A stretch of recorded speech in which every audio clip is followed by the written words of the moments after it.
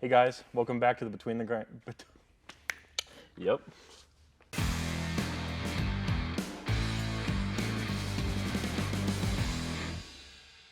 Hey guys, welcome back to the Between the Guardrails podcast. We're your hosts. My name is Zach, and I'm here with the man that's afraid of fuel injection, Dave. Ladies and gentlemen, we got him. Fuel injection bad. But today we have a couple of pretty interesting topics, I'd say. We're going with something a little bit different from what you like. I enjoy them. You just got a nice taste of it all, but we'll jump in that in just a minute.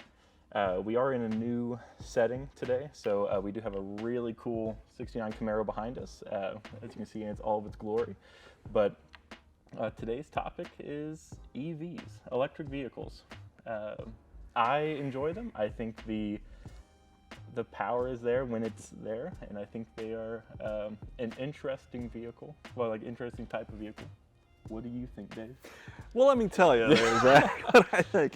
Hey, look, I was all prepared for this to come in and say how much I hated them, and I don't like the idea of them. I don't think it's the answer that we're looking for from an energy standpoint. Yeah. But I also don't like the fact that they don't make any noise. And the noise they do make sounds like a bird chirping. That's true.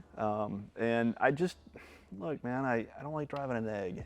And all the electric vehicles up to this point, including the Teslas, which looks like a snow shovel on the front, looks like they tried really hard to look different for the sake of being different. But I like gas. I like working on my cars. I like the sound that an engine makes when I land in the throttle. I like everything about it, and maybe it's just my age or what I'm used to, but I didn't see a lot of value in electric cars. My toaster's electric, my refrigerator's electric, my car is going to burn gas. No. But I have a confession to make. I went for a test drive. My brother-in-law, who's been driving the same Nissan Altima for 12 years, bought a new Kia EV6. LMNOP 6, whatever they Yeah. call it. But and I drove it, and I gotta be honest with you, I was quite honestly stunned.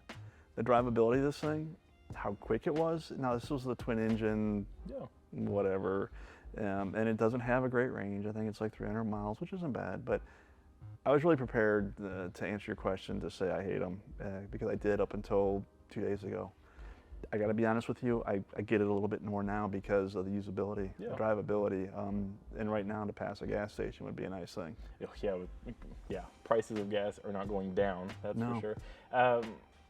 I 100% get what you mean by the shape of them kind of throws you off. Like with Teslas, they don't look like bad cars, but they are very round in the front. I think the look of no grille in the front. I don't know agree. if that, and I haven't seen anybody really experiment with like I guess that's not true, so I'm sorry. The Mini, I actually test drove a pre-production Mini Cooper SE a little while back, fully electric.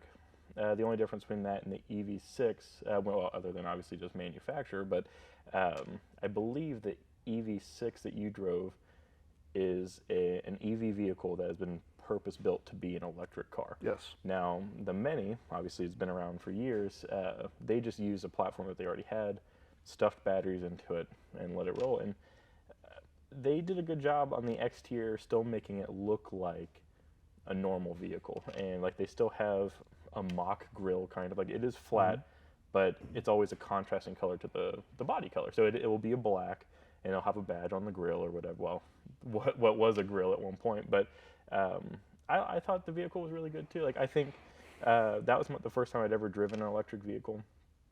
I think having all of the weight on bottom is a nice thing for center of gravity, obviously. Yeah, handling. So handling is there. They always feel very planted as well. Well, and connected. You know, when you let off the gas on, and at least the one I test drove, you know, the vehicle starts slowing down to the point where you don't even need to use the brakes. Oh, yeah. And you can adjust that. You can adjust the drag, if you will, and it's regenerating. Yeah. It won't regenerate to full capacity, but you know, even things like the steering input, which to me the earlier ones always felt foreign. They didn't really have good connection. Yeah.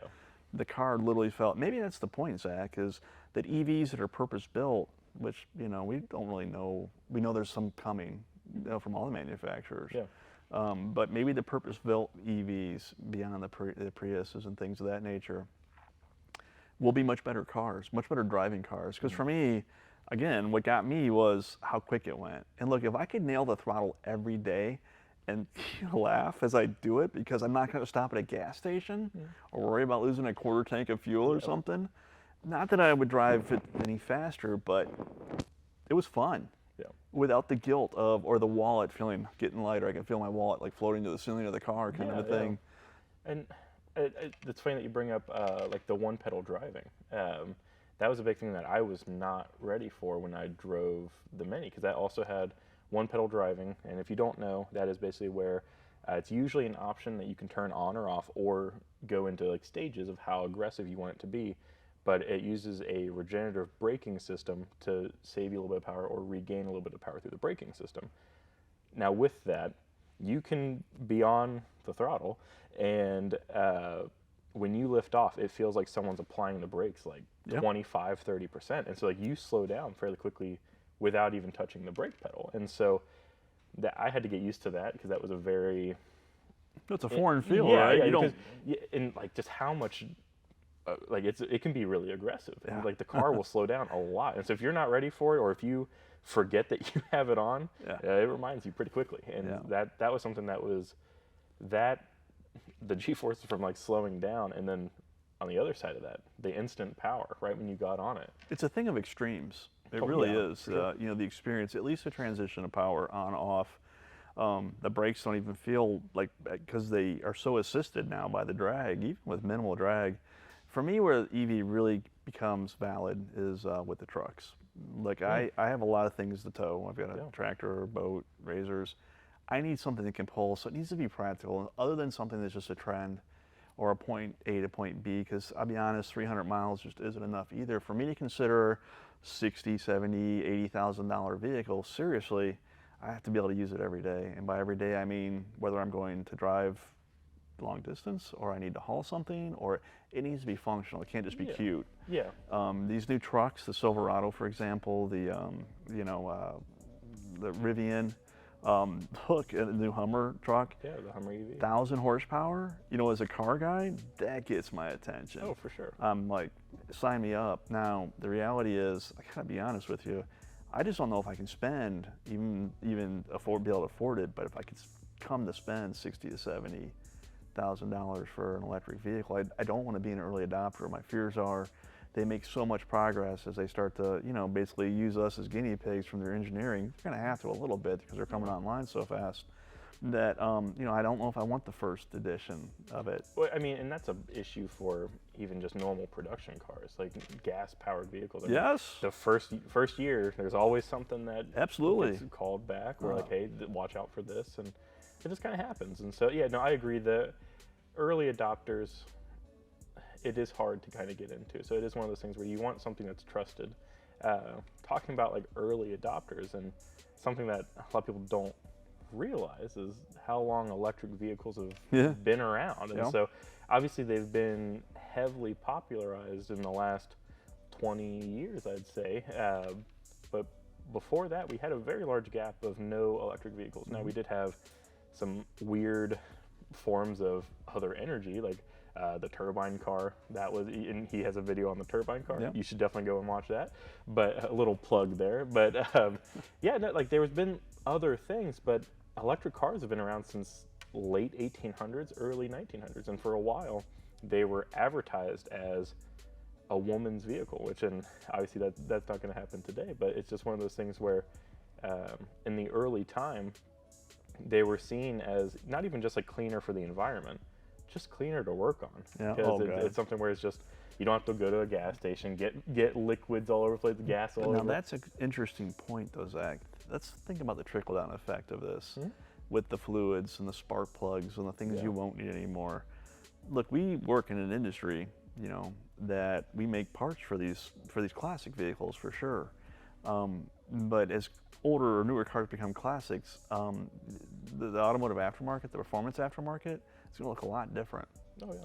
May not even be recognizable. I know there's people that are retrofitting Tesla drivetrains, and for me, this car will never be right not making noise.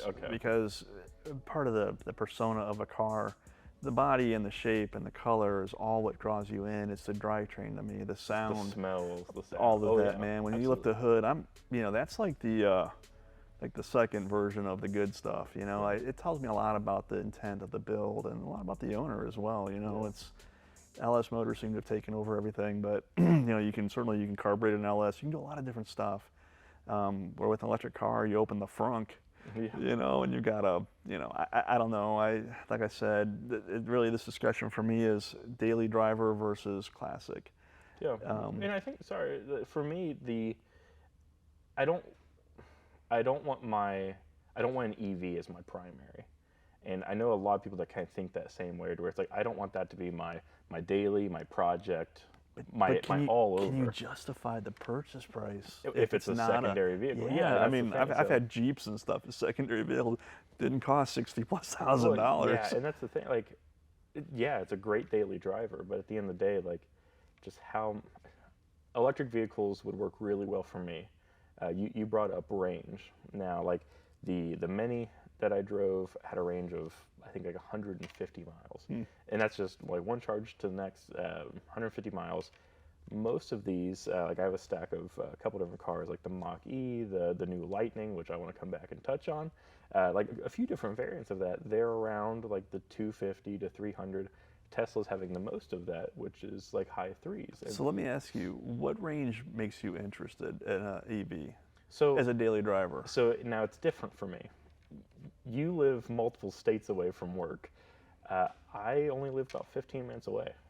So for me, it makes sense for me. And so it could be something where I could have even a trickle charge at home, or when I go to like the grocery store, plug it in there.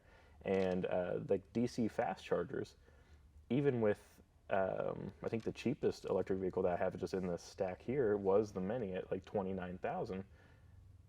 I can get from 25 to 80% charge in 30 minutes or 25 minutes. So it's going to take me longer than that to walk around with the new baby and the wife in Walmart. So I'm going to have time. So I could do that, and then for the next week or a week and a half, really, I could probably drive to work, and then park it, and then if we go somewhere else, I could, a little bit further away, I could drive my wife's car. And I guess it comes down to kind of the intent of how someone uses their vehicles.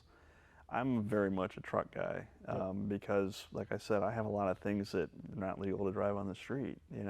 I have to be able to tow. And as you tow or you add weight, even multiple people, your range will go down. And I live out in the country as well, so for me to go into town, is 20, 25 miles each way. That's just cracking the egg there to get the little few groceries. But when I start to tow, for me, the thing that interested me most with the Silverado was the 400-mile projected range. I'm sure that's going to be, special case scenario, the premium batteries, but I guess what I'm getting at is that would be the threshold for me where I would become interested in a EV as a daily driver for the price. So for you to really even just consider, range is a big thing, and you want it to be realistically around what a gas-powered or diesel can get you. So I mean, like even my wife's car or my like gas-powered Mini, I think my Mini can go like 380 miles or 400 miles, whatever it is. And so it's just like, I would agree with that, because then you have the point of, you can trust it up to this point, because then you're going to obviously run out of charge of it. Because not every day will you be going to work. There'll be days where you want to go maybe to the lake, or that's an hour away, and you start to use AC, and all those things are going to start to draw more from that, or reduce that range. I would want some in reserve, because it's not like you can go get a 5-gallon gas can of electricity. A little portable charger, you just plug it in, now, and then bump start it, and you're rolling again. So now with that, talking about like charging, so it's funny with gas-powered vehicles, diesel, anything like that. No one talks about fill time, right? No one talks about like how like spending the 3 minutes at the gas station. That doesn't take long. It's just a thing you go do.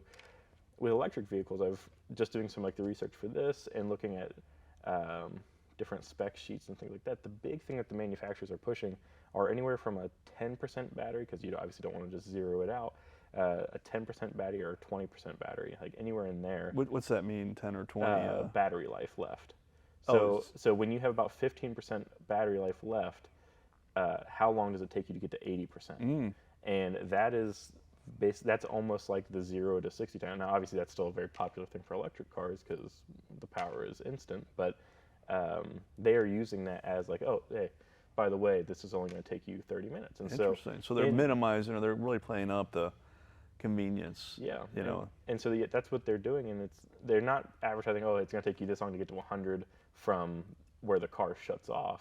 It's 15 to 80. Yeah. And so it's interesting. A lot of them right now are, the lowest I saw was the Tesla, and it was the one I was looking at was the Plaid, which is an animal in itself, but very silent animal. But 8-10 second animal. The drag strip, I've seen it. Actually, that going off of this, it was a 9.4 second quarter mile. Yeah, 9.4 seconds. Downhill, downhill with the wind in his back. That's with Elon Musk in the back, the ludicrous mode going in the Plaid. That's because it was attached to SpaceX. Yeah, obviously. Any vehicles that we bring up will also put an image up. 9.4. Yeah, it's ballistic.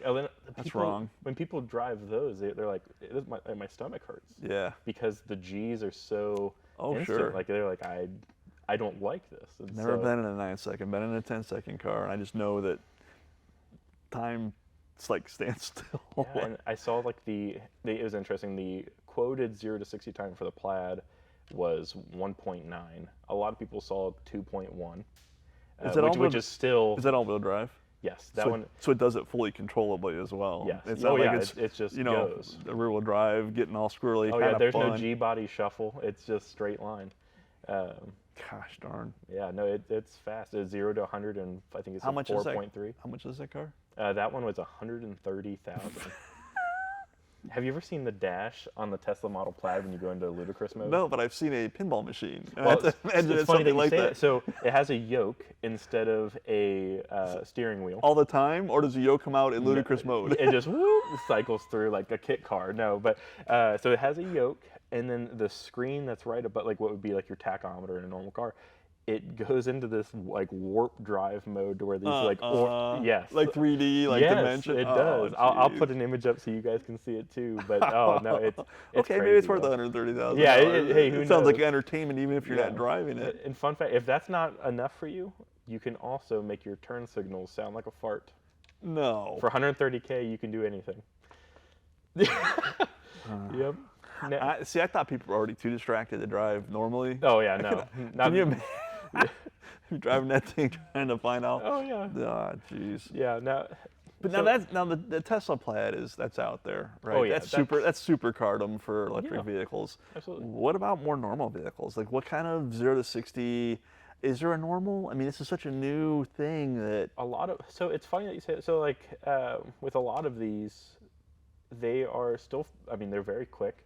But you still have to remember, if it's not a sporty version of the car, some of them just have standard 0 to 60 times. Like I saw some that were, and these are always estimated at. There's no, at these points they're not tracking it at all. They're just like, oh yeah, it's estimated around 6. So add a half second or yeah, a second. Exactly. So, but like this is the Mustang Mach-E, for example.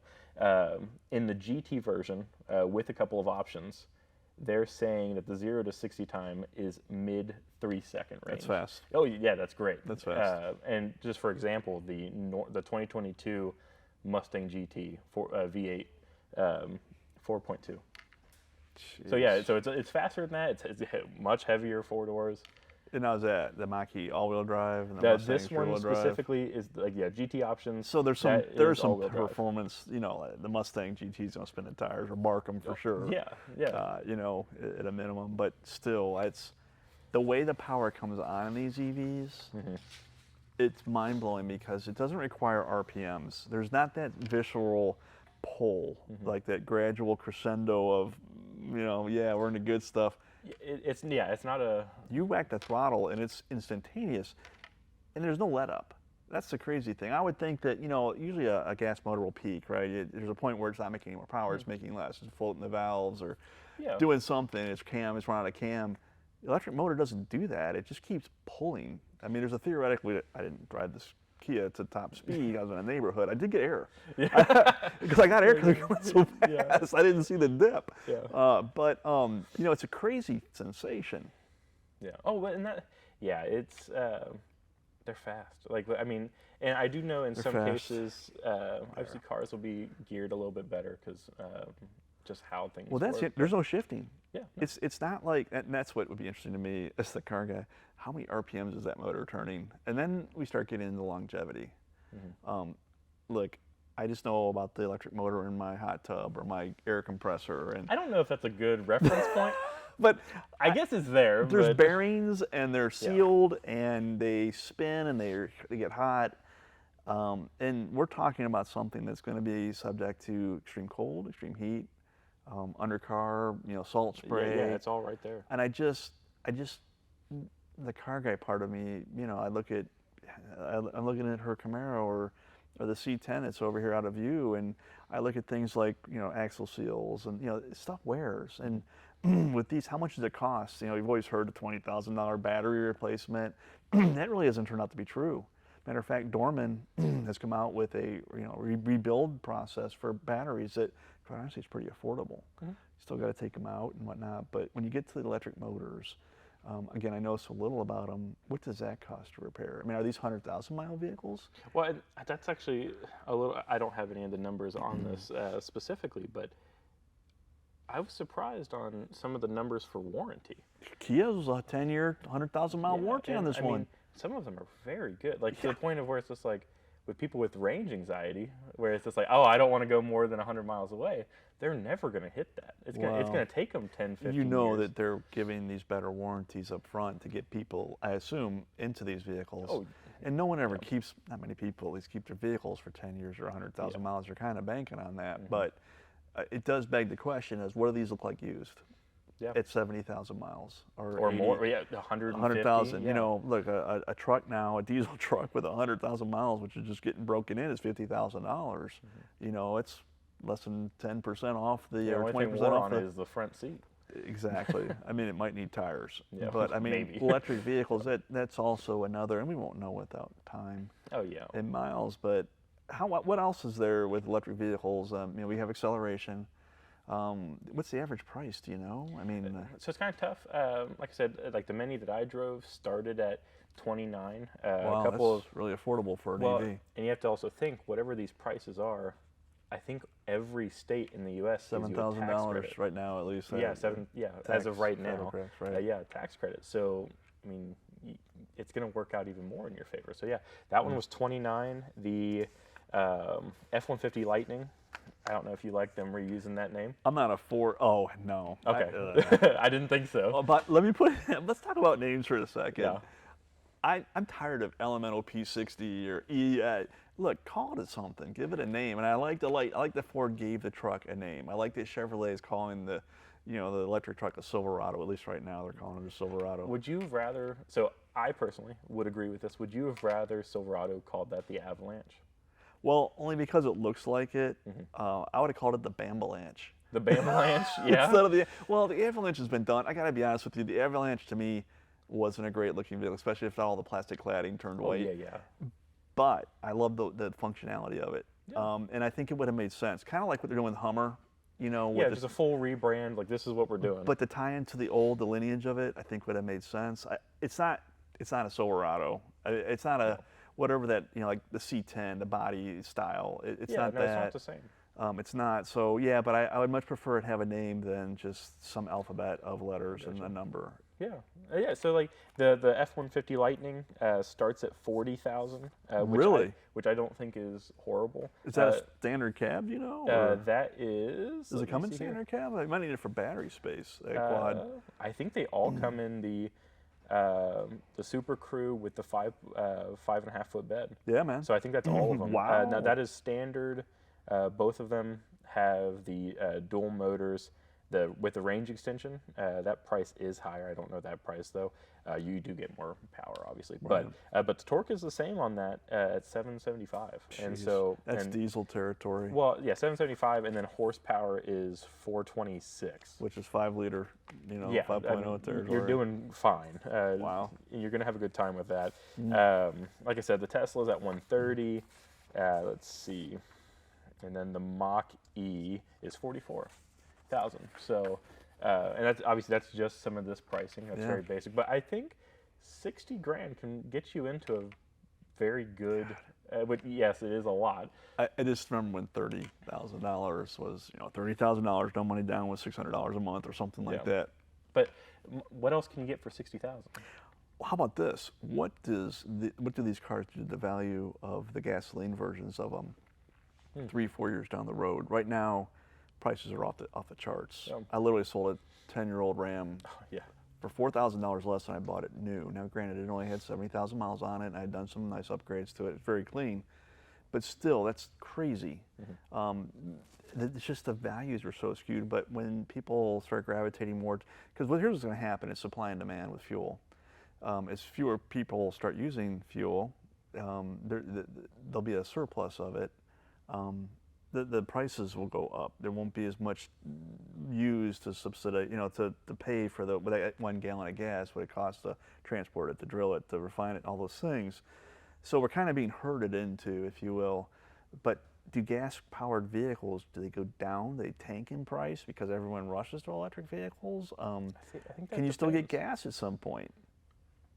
Yeah, and I think that will go off of, you hear that all the big manufacturers are, by this year, we're going to go either all electric or some sort of a hybrid. How do you convince someone to buy a $60,000 Tahoe, but if you're GM, and you say by 2025 you're going to be all electric? What's the, I don't know, what's the trade-in on a Tahoe in 5 years? Yeah, after that on an electric car, that seems risky to me, to buy a new vehicle with that unknown of the value. Right now, you're guaranteed people are selling their cars, having them for a year and selling them for more than they paid for them. But it can't see that. But anything else that we should be talking about EVs? It's such an electrifying subject. But it's in our face, and it's a reality. And again, for where we work, it's something that we'll have to address as well at some point. Whether demand for this stuff goes down or goes up, because everything has gotten to be electric, and really, for me, it's kind of refined and pure. It's so different, and it's such a different driving experience. For me, it is about the driving experience. I love that. But as these cars start to drive themselves, and they keep you in the lane, and they vibrate your seat when you get too close to somebody, and all this stuff, it takes some of the joy out of it. Yeah, and I think it is. I guess it's kind of the whole thing of risk, right? Like it's mild risk with safety in mind. Yeah. And so, I think that covers a pretty good point of what we wanted to talk about. Yep. I don't want to run out of time on our camera, but I'm glad that you were able to drive a car that you were. Me too. Yeah. And I appreciate that. I like I said, I was loaded for bear to say, how much I hated them, and I hate everything about them. And guys, I get it. I do. Whoever gets these cars, these trucks, and it might be me at some point. Like I said, I'm gonna wait 2 years to see what the fuel thing does. Ultimately, a 2500 diesel is what I'd like, but I'm gonna see what gas prices look like and what the electric vehicles look like, the offerings, and I'll make a decision then, whether I buy electric or not. Yeah, and maybe next podcast we'll talk about bringing steam-powered engine bags. Something. Yeah, here we go. But something else I think we could talk about, maybe in just like another podcast here. Let us know if you guys want to see it. The possibility of hybrid electrics, because I do think that is more capable than just a standard electric. Don't give us your opinion yet. I was gonna say, I have some definite thoughts on that one. But also hydrogen-powered cars. That's another interesting one. And I have some definite thoughts on that one. Yeah. If you guys want to see either of those videos, comment down below. As always, for parts, First Place Auto Parts, fprparts.com. We have 80,000 parts. We'll be happy to help you out. Give us a call. Shop us online. We'll see you guys next time.